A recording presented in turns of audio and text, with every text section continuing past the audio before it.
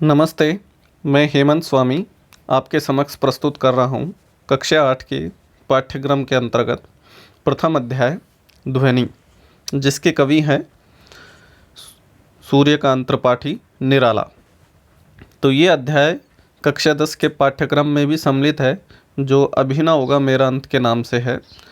तो इसके साथ साथ हम दोनों ही कक्षाओं को के लिए ये बेहतर रहेगा, दोनों ही कक्षाओं के लिए पढ़ लेते हैं। तो इससे पहले बता देते हैं इसका संक्षिप्त सारांश कि ये कविता क्यों लिखी गई है। कि जैसा कि आप सभी जानते हैं कि निराला का जीवन काफ़ी संघर्षमयी रहा है और एक के बाद एक उनको काफ़ी चोटों का सामना करना पड़ रहा है। एक एक प्रियजन मृत्यु से साक्षात्कार करते गए। तो इस प्रकार से निराला जी का जीवन काफ़ी दर्द भरा और संघर्षमयी रहा है।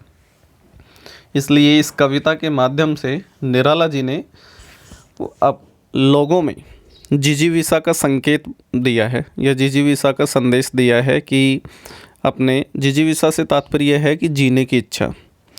इस कविता के माध्यम से लोगों में जो हतोत्साहित और निराश लोग हैं उनमें उत्साह का संचार किया है।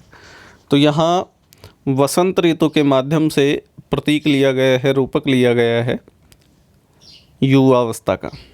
तो बसंत ऋतु और युवावस्था दोनों को एक साथ ही वर्णन किया है रूपक के माध्यम से। तो चलिए शुरू करते हैं। प्रथम पद है कि अभिनय होगा मेरा अंत, अभी अभी तो आया है मेरे वन में मृदुल वसंत, अभिनय होगा मेरा अंत।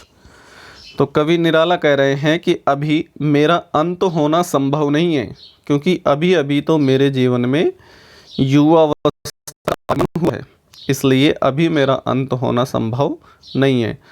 तो बताया था कि एक तो यहाँ युवावस्था के बारे में कहा गया है, युवावस्था, और दूसरा कहा गया है वसंत के बारे में।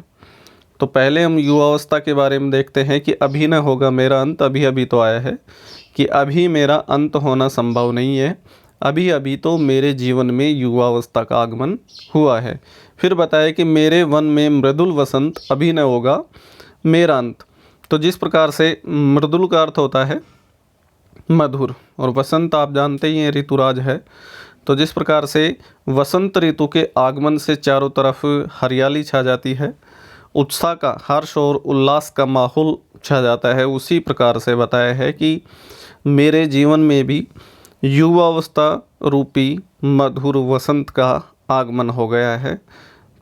तो इसीलिए अभी मेरा अंत होना संभव नहीं है।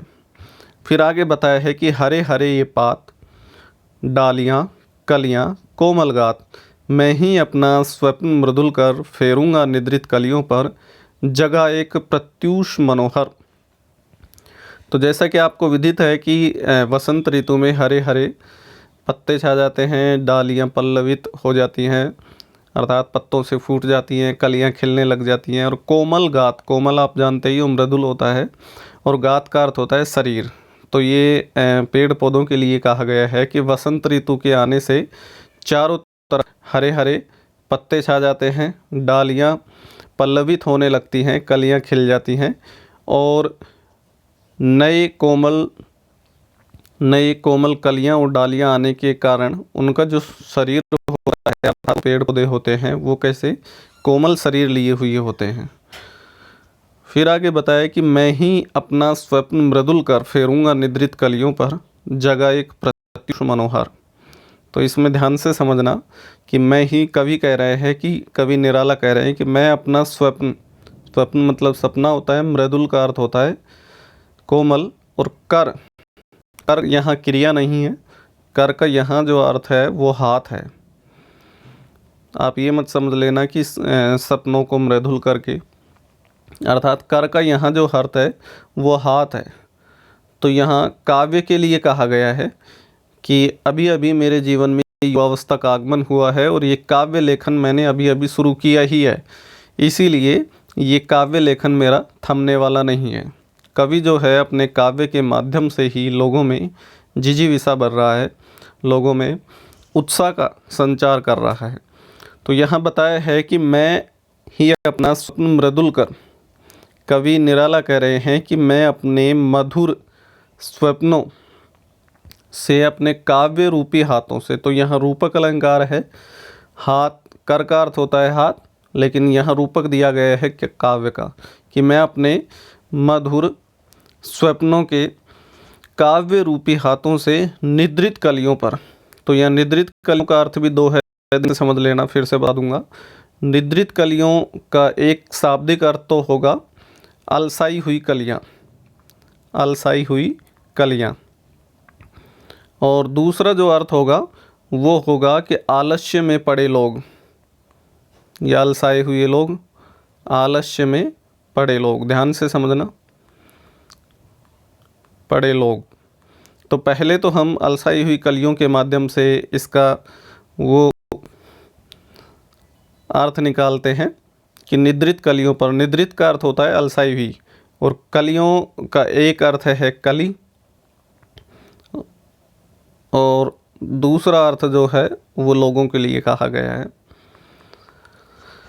तो मैं अपना स्वप्न मृदुल कर, कि मैं अपने मधुर स्वप्न से अपने काव्य रूपी हाथों से इन अलसाई हुई कलियों पर फेरूंगा, और जगह एक प्रत्यूष मनोहर, प्रत्यूष का अर्थ होता है मन, सवेरा, और मनोहर मनमोहक।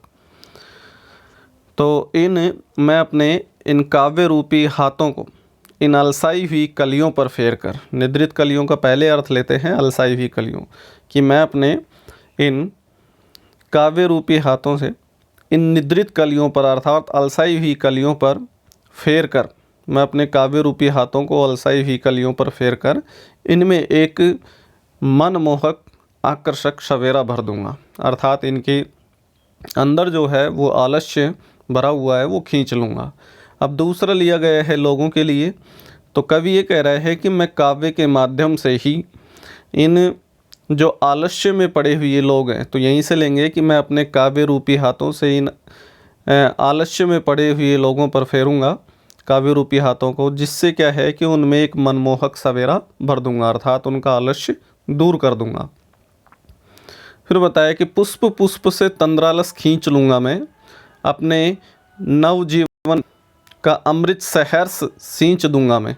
पुष्प पुष्प से, तो यहाँ पुनरुक्ति प्रकाश अलंकार आया है, शब्द समान और अर्थ भी समान है। तंद्रालस, तंद्रालस होता है कि आलस्य, और लालसा होती है इच्छा, खींच लूँगा मैं। तो मैंने बताया था कि यहाँ दो अर्थ चलेंगे, तो एक तो कलियों के लिए लेते हैं कि प्रत्येक पुष्प से, इन अलसाई हुई कलियों के प्रत्येक पुष्प से मैं यह आलस्य की लालसा, आलस्य की इच्छा खींच लूँगा, कि मैं अपने काव्य रूपी हाथों को इन अलसाई हुई कलियों पर फेर कर और इनमें एक मनमोहक सवेरा भर दूंगा, और इन अलसाई हुई कलियों के प्रत्येक पुष्प से, पुष्प से आलस्य की इच्छा खींच लूँगा, और इनमें अपने नवजीवन का अमृत सहर्ष सींच दूंगा। सींचना अर्थात होता है भरना, और सहर्ष का अर्थ होता है, हर्ष मतलब खुशी, सहर्ष होता है खुशी सहित। तो इनके पुष्प से आलस्य की इच्छा को खींचकर और इनमें नए जीवन का अमृत सहर्ष में खुशी के साथ भर दूंगा। तो एक अर्थ तो ये है निद्रित कलियों के साथ। अब दूसरा अर्थ लोगों के लिए कहा गया है कि जो आलस्य में पड़े हुए लोग हैं, उनमें आलस्य की लालसा, आलस्य की इच्छा को खींचकर और उनमें नए जीवन का अमृत सहर्ष भर दूंगा। किसके माध्यम से? अपने काव्य के माध्यम से।